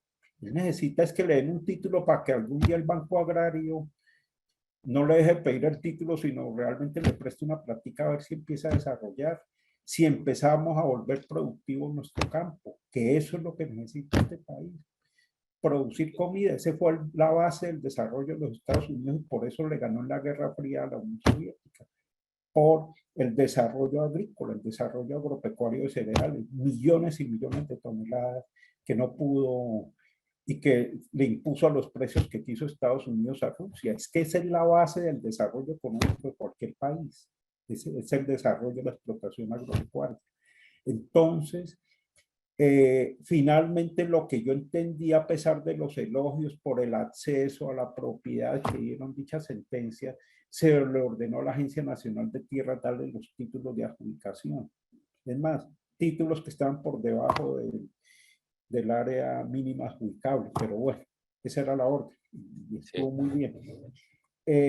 Por eso es que yo digo que los jueces tienen que titular para que eso funcione, para que eso sea una solución, para que eso vuelva a generar tranquilidad en el campo, en nuestras comunidades que están afortunadamente dedicadas a esa labor, que lo hagan también los jueces. Entonces, o le dan el título o le dan la pertenencia. Sí. Camila aclara que el acuerdo de paz prevé formalizar 7 millones de hectáreas y adjudicar 3. Correcto. Rosa María Barrera Es cierto. hace la siguiente pregunta. Buenas noches. Entonces, ¿pueden quedar sin efecto las escrituras de transferencia a cualquier título de predios que fueron objeto de fallo de pertenencia proferidos a partir del año 2006, no obstante que se encuentren debidamente registrados? Entonces viene ya el tema de nuestro control de legalidad que ejercemos notarios y registradores. A nosotros nos toca que ejercer control de legalidad. Cada vez que yo voy a inscribir, tengo que pensarlo 2 veces si firmo ese registro o no, porque puede venir de títulos de pertenencia cuestionado de esta manera por la sentencia esta que estamos viendo, y esa es parte de la importancia de este debate, es que se puede formar parte del trabajo diario nuestro, de la revisión que tiene que hacer usted o como notario, como registrador o como juez o como abogado o como ciudadano, para saber si sí puede seguir avalando esa cadena traslaticia de dominio de propiedad. Porque si damos cumplimiento estricto a lo que dijimos hoy, la presunción de baldío, de que todas estas sentencias se tienen que revocar, es el término que se emplea por la Corte Constitucional, si se tienen que revocar, entonces nosotros no podemos seguir aceptando usuarios, seguir aceptando documentos donde se parte de este tipo de propiedad. Ese es un alcance muy importante de esta charla y por eso hay que continuar en este debate. Y por eso les hablo también de lo que es el post-baldío, la adjudicación del baldío, y en este caso también hablemos de la post-pertenencia, que ya sabemos que tiene un cuestionamiento tan duro a partir de sentencia de unificación. Que es la siguiente pregunta, va en línea con eso que acaba de mencionar, doctor, y es: adjudicado un baldío Ahora, es una aclaración. Es un comentario. Adjudicado un baldío, el adjudicatario puede enajenarlo de inmediato, lo que no es posible con los regímenes de parcelación y subsidiado. Es correcto, Sí. porque tienen restricciones legales. Pero, por ejemplo, en el caso de la oficina de Soacha, no he visto una sola adjudicación, no son muchas, en municipios como Cibaté, como Granada, Cundinamarca, como Soacha, en donde tengan esas limitaciones, esas restricciones para enajenar. No conozco una sola resolución, sí las conocí. En el caso de terrenos adquiridos para procesos o por vía de adquisición o por vía de expropiación por parte del INCORA, su adjudicación queda limitado, muy limitado a favor del campesino, que como muchas limitantes, pero el baldío en general, que es el caso de esta sentencia, de este debate, no tiene limitaciones en eso. Perfecto. Al doctor Napoleón Invet, le recordamos que la capacitación va a quedar colgada en nuestro canal de YouTube, pero le pido el favor a Daniel que si el doctor Triana nos puede hacer llegar la presentación y nos autoriza a compartirla, se la hagamos llegar. Claro que sí. De pronto corregir algunos errores conceptuales, pero claro que sí. Obvio que sí. Muchas gracias. Igualmente para el Eva Hick, nos plantean un caso. Tengo el caso de un predio, nace de una carta de venta del año 62. En el año 1997 se vende por falsa tradición. Este señor realiza el proceso de prescripción mediante juez civil y este a su vez en el año 2012 lo vende a un particular mediante escritura pública debidamente inscrita. En el año 2014 el INCODER inicia proceso de recuperación del baldío. ¿Qué opina de este caso? Correcto. Que es un poco, ya lo había mencionado, pero que en puntual, ¿qué opina, doctor? ¿Cómo lo ve? Que cuando el INCODER o la Agencia Nacional de Tierras inicia el proceso de recuperación, hace primero el estudio de los títulos de la clarificación. Y la clarificación parte de algo que era común antiguamente, que eran las cartas contrato. Las cartas contrato eran prácticamente, equivalen hoy a unas promesas de compraventa, documentos que ni formalmente, llamémoslo así, no hacían el traspaso de la propiedad, sino básicamente el traspaso de las mejoras, de las construcciones, de la posesión que estaba ejerciendo de la carta contrato. Era un documento antiguo que todavía la gente mayor habla de carta contrato. A la oficina llegan señores un poco mayor mío y me hablan de que es que ellos compraron por carta contrato. Eso, llamémoslo así, equivale a una promesa compraventa. Perfecto. ¿Qué pasa con las personas que adquirieron por prescripción un predio rural después de la ley 160 del 94 debidamente inscrito y hoy quieren transferir dicho predio? ¿De qué recomendaría o cómo ve esa situación? De que, por ejemplo, se prescribieron 200 hectáreas cuando el área máxima adjudicable en ese sector eran 25. Entonces, el problema es que si se les anula esa sentencia, esa pertenencia, ese fallo del juez civil del circuito de Ariporo, entonces van a quedar en el aire 175 hectáreas, porque la Agencia Nacional de Tierra hoy la adjudica 25. ¿Y el resto qué? Entonces es cuando la gente se inventa que si usted o yo o cualquiera de nosotros somos el abogado de esa familia, de la familia Rodríguez que tiene esa situación, ¿ustedes qué le recomiendan? Pues muy sencillo, pidan la adjudicación a cada uno de los hijos, ya 25 hectáreas a cada uno, ¿sí? Entonces se presta ya para ese tipo de trucos, pero eso es el truco anunciado, porque eso va a suceder, porque la gente no va a dejar perder la tierra, su inversión, su riego, le costó un poco de plata, sus abonos, su preparación de la tierra en aras de una interpretación y una sentencia de unificación, pues eso no lo va a aceptar ningún ciudadano en Colombia. Sí.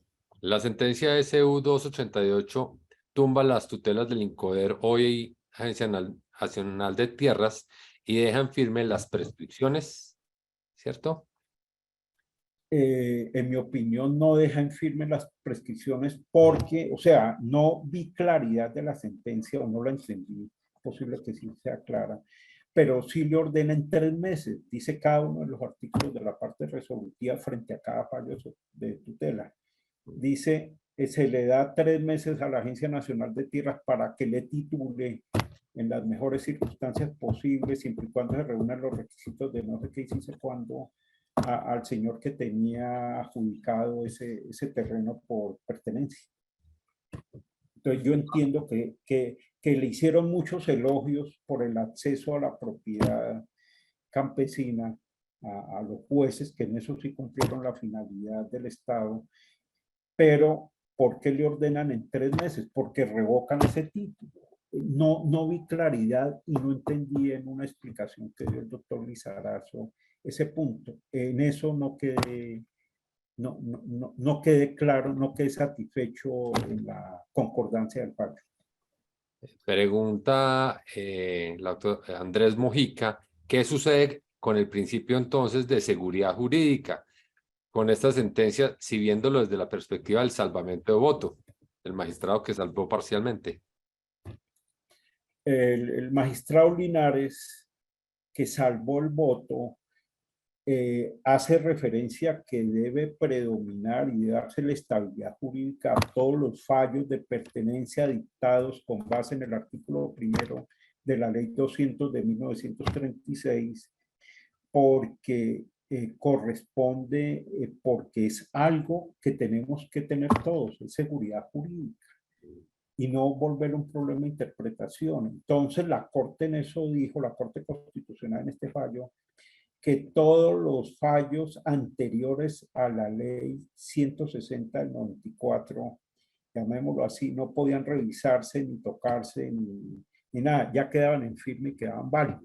Ese es un punto que no toqué, pero sí lo dijo el fallo. Pero entonces la discusión, y es válido considerar la falta de seguridad jurídica a partir de los fallos de 1994. Eso sí genera inseguridad jurídica y yo no lo veo claro porque yo sigo viendo vigente el artículo 1 de la ley 200 de 1936.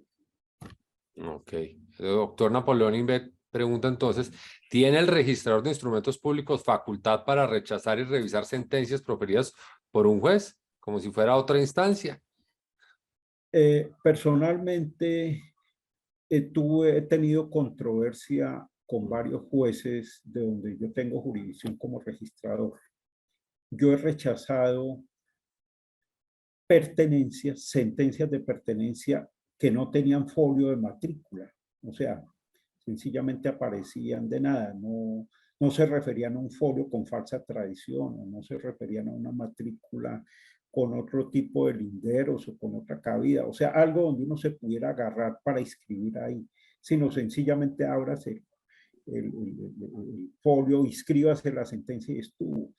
De ese tipo de fallos tuve una confrontación con denuncias penales, exactamente, la tuve, con uno de los jueces de mi jurisdicción. La cosa más brava, más salvaje fue ese enfrentamiento y no lo registré. Y tengo ahí esa culebra, pero no lo voy a hacer porque es más evidente que cualquiera de los criterios que estamos discutiendo que no era posible y que sí se trataba de un terreno baldío. Absolutamente claro que trataba de terreno baldío y fuera de eso tenía otros temas como riesgo, como temas ambientales por los cuales no se podía permitir. Y estoy parado en la raya, tengo ese problema, pero bueno, ahí eso es gajes del oficio. Entonces el registrador sí puede, sí debe, y en este fallo de la Corte Constitucional, en esta sentencia de unificación, sí se alaba, sí se le da como una buena acción del registrador en algunos casos que decidió rechazar el registro de esas pertenencias por no tener antecedentes registrados. Increíble, doctor. Carlos Julio Cárdenas Trujillo dice que a los jueces municipales se les entregue esa función o competencia de adjudicar es una idea clave para desarrollar y concreta para poder avanzar en ese proceso de entrega de tierras. Lo que usted mencionaba, que alguien en la participación en la sentencia lo dejó por ahí escrito. Sí, y esa es una propuesta que hago y me alegra que ya tenga Un seguidor. un hincha, ¿cómo decimos? ¿Un qué? Sí, un hincha, está muy bien.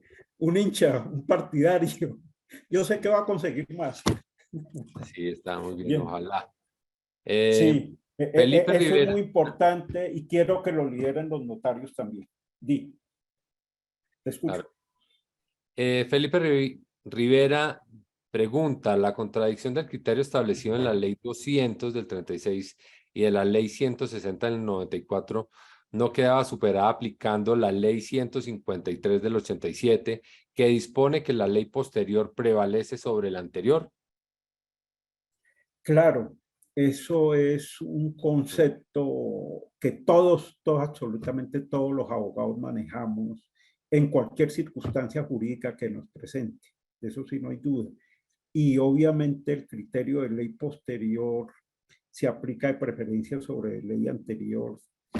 Es absolutamente válido. Lo que pasa es que en el caso del artículo 111, el artículo último de la ley 160, dice que queda vigente el artículo primero y tercero de la ley 200 de 1936. Entonces, expresamente deroga todo, es norma posterior, pero queda vigente. Y en la sentencia hay un análisis muy curioso y es interesante el comentario, es que el magistrado ponente, el doctor Lizarazo, hace un análisis que en 12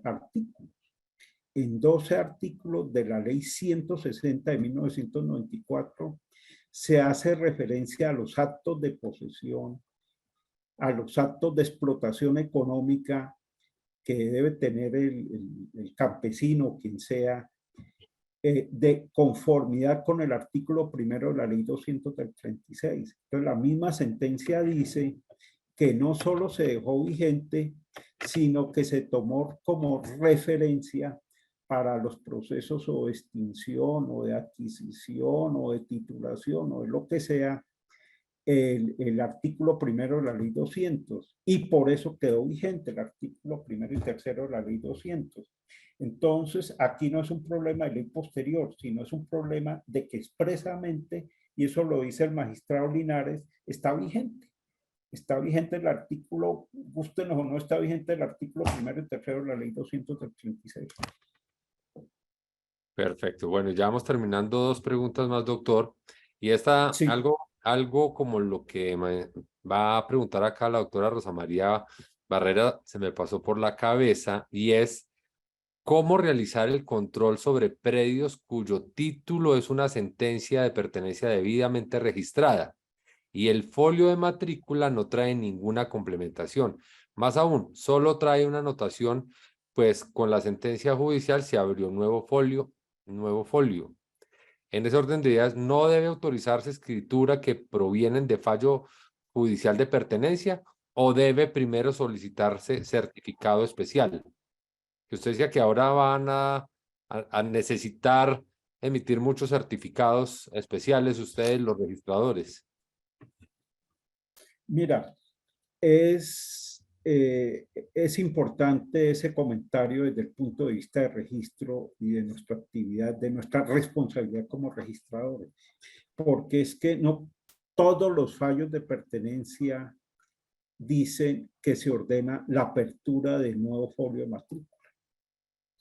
Esa apertura de nuevo folio de matrícula quiere decir que hay de ahí para atrás, quiere decir que no hay tradición, que no hay antecedentes registrales, que no tiene nada que ver porque parte, llamémoslo así, de una actividad de posesión, de una actividad de explotación económica, el fallo proferido por ese juez. Entonces, siempre se nos ordena, y en todos los fallos, si ustedes lo van a ver, siempre se dice que el registrador deberá abrir folio de matrícula. Yo veo que sí, que estamos hablando de un derecho que surge no de una tradición anterior, de una venta del anterior propietario, sino de una actividad derivada de la aplicación del artículo primero de la ley 200, y por tanto debe hacerse así. Pero eso sigue generando sus riesgos, eso sigue generando, o sea, sus dudas. Como registrador, le tengo miedo a escribir sentencias de pertenencia. Es un temor que yo creo que tenemos todos. Entonces, si nos toca, si nos obligan, sí lo debemos hacer, pero sí se convierte en un paraguas, en un protector de esa responsabilidad, de esa actividad. Esta sentencia SU 288 de 2022, esta unificación, porque de alguna manera, por vía jurisprudencial, nos podríamos negar a inscribir esos títulos por control de legalidad que tenemos que ejercer como registradores, y porque no tiene antecedentes registrales conforme toda esta explicación del día de hoy. Entonces, en eso sí es urgente nuevos pronunciamientos de circulares, de instrucciones administrativas por parte de la por parte de la Superintendencia de Notariado, para, llamémoslo así, tener unificación de criterios y tener una base sólida para poder enfrentarnos o al juez o al apoderado o al interesado o a quien sea. Perfecto, doctor.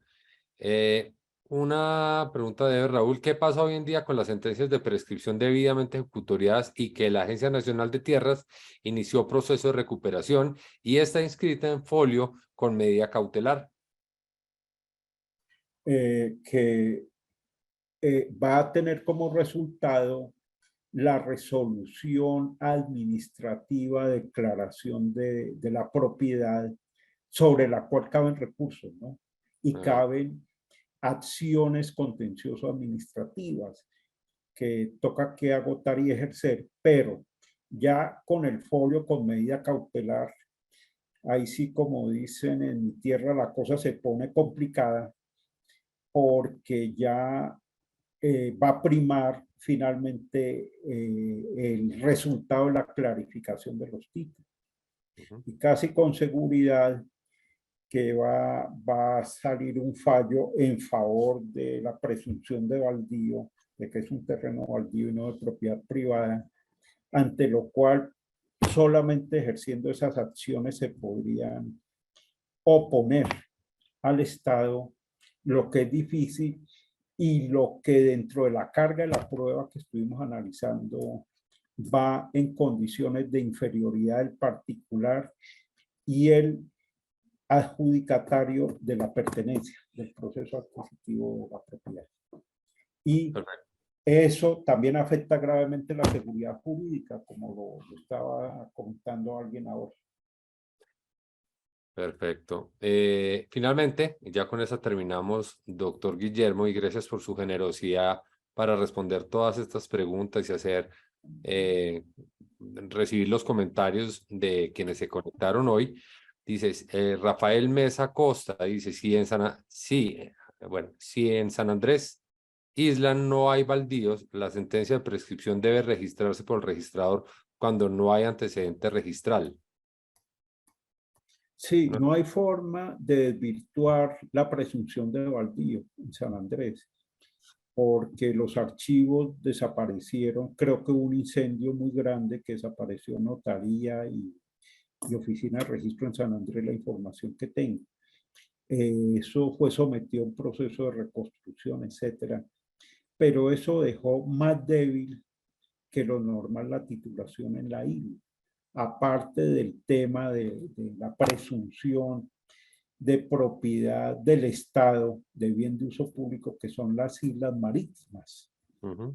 Eso agrava más la situación del particular de propiedad. Entonces sí queda como única gestión, y creo que sí lo están haciendo, la adjudicación de baldíos, que lo está haciendo la Agencia Nacional de Tierra, y que hay programa específico para San Andrés, y ojalá culmine con mucho éxito, porque las inversiones en una isla turística tan importante, donde la tierra es tan cuantiosa, etcétera, tiene que tener de todas maneras un trato especial por sus mismas circunstancias limítrofes, etcétera, etcétera.